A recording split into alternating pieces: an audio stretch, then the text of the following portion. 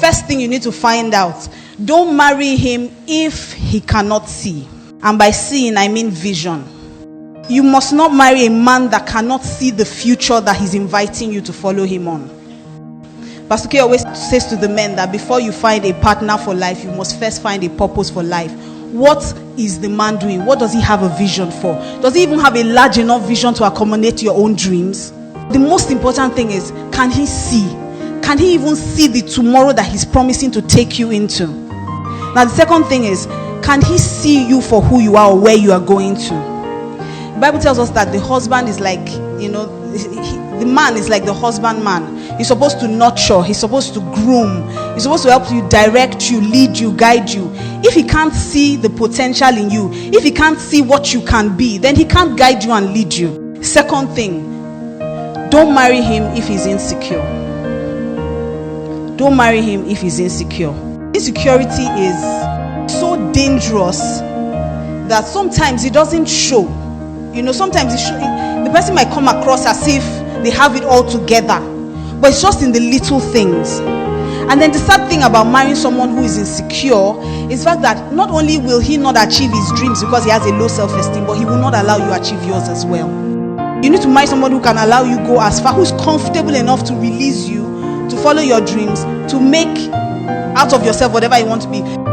Beyond not allowing you to fulfill your dreams or killing your dreams or your plans, he also won't trust you. Don't marry a mommy's boy. If every time you talk to him, he's saying, my mommy said, at 30, my mommy said, you should run. If you don't marry a man who understands the covenant, or you don't marry a man who's secure and can make decisions for himself, when you're marrying him, you're not just marrying him now, you're also marrying his mother. And if he's already in love with his mom, it's like coming in as a second wife. You're going to be fighting for that attention. You're going to be fighting for the love and all that. So you need a man who's going to be strong, confident, and secure. So don't marry him if he's insecure. Now the third thing, and this one is very, very, very important for me. Don't marry him if he's abusive.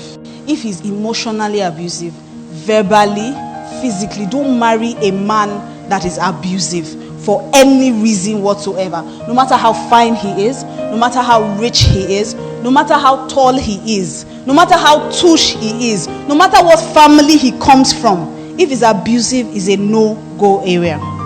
Now, the thing about abusive people is this. Most of them are hurting inside. They have no other way to unleash, so they unleash on the person who's closest to them. Faith comes by hearing. So fear also comes by hearing. Low self-esteem comes by hearing. So if a man is constantly telling you, you're not good enough, you're not good enough, you're not good enough, I'm managing you, I'm just managing you, I'm helping you, I'm helping you. If not that I love you, I'm just helping you. If you hear that constantly, after a while you're going to believe that there's actually something wrong with you. And if that guy walks away, you probably will never get married. You are scarred forever. So it's important that you don't marry a man who's constantly saying negative things about you. You need to marry a man who's saying the same things that God is saying about you. He needs to be the kind of man that is saying, he's saying things from the word about you, that you're beautiful, you're strong, you're powerful. You know all things, you can achieve all things. You can do better than, in fact, when you bring a dream to him, he should tell you, let's add more, let's do this, let's do that. It should be a man that encourages your dreams. A man that is growing you with his words. The fourth thing you must look out for, don't marry him if he's hot-tempered. Don't marry him if he's hot-tempered. Don't marry him if he's violent. Don't marry him if he's opinionated. You know those kind of men that are always right. They're just always right. There's no how you can win an argument. You can't tell him you did this wrong. Meekness is not only a virtue that women should have, it's a virtue that men should have as well. He says the meek will he guide in judgment. He's the meek. Whether you are male or female, you need to be meek for God. You need to be teachable. God needs to be able to give you instructions. You need to be able to hear people. Don't marry a man that can't explain anything to you without raising his voice. That for me is the first standard. If he can't explain something. Don't marry a man that you can't question his actions. Rather than facing the issue, he will not attack you. Don't marry those kind of people. You must marry a man that you can speak to. A man that is humble enough to say, I'm sorry when he's wrong. The fifth thing that you need to check out, don't marry him if he's stingy. The sad thing about marrying a stingy man is this. He's not just going to be stingy. He won't give and he won't allow you give. So if you marry a stingy man, he will not give. Oh, but that's not where it ends. He will also not allow you to give. So if he's not giving, he won't prosper. You are not giving, you will not prosper. Then who will suffer it? The children. Poverty, generational poverty. Because the problem with that is, after a while, you won't even know that you have now become stingy. The next thing is, don't marry him if he's unfaithful. Don't marry a man that is unfaithful. God values that. And if God does, I think we as human beings, especially women, should begin to value faithfulness. Men usually can just stumble on sexual temptation and it will happen. And when I say marry a faithful man, I'm talking about marrying a man that loves God more than he loves you. If he's a man that fears God, he knows that even when you are not there, God is there. He won't do it. Don't marry a man if he's not full of faith.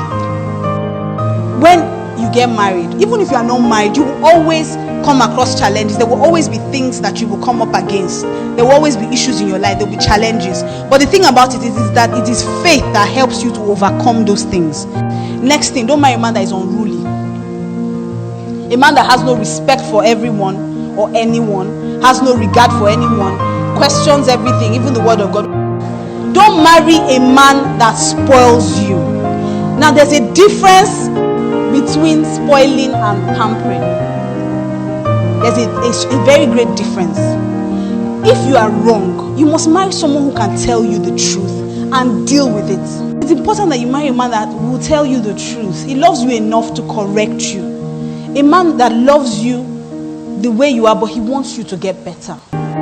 Don't marry him if he is not born again. When you are born again, it's God that dwells in you. He lives in you. He walks in you. He moves with your body. But it's actually God that is inside of you. Now, how can you now mix the nature of God with the nature of the devil?